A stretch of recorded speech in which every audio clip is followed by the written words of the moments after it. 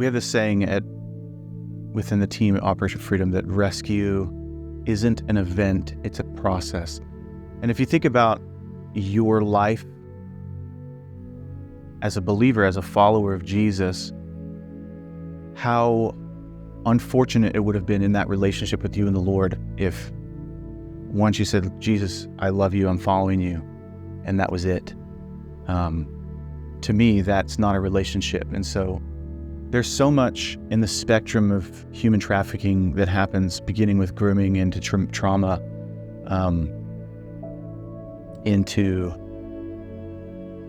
violating those vulnerabilities, into the transaction of selling and buying and that world, that is a process.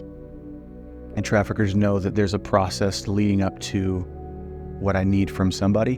And so for us, sanctification and that process with rescue and rehabilitation is not one event.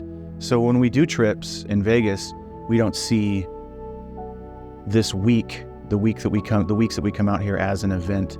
It's part of a process. And sometimes missions teams, volunteers get discouraged when nothing happens when we go out on the street and minister or talk to or offer hope to victims of human trafficking.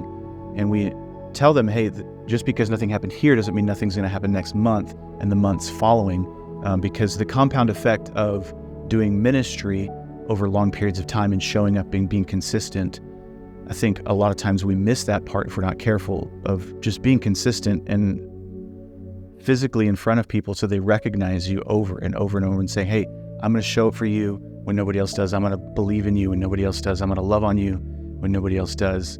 That rescue isn't that one event. It might be if a volunteer comes because that's their moment, part of the process. And so for us as a team, we look at everything we do as a process. And so that keeps us moving, that keeps us growing, that keeps us encouraged, that we look at those moments and say that rescue is not an event, it's a process, and it's a beautiful process.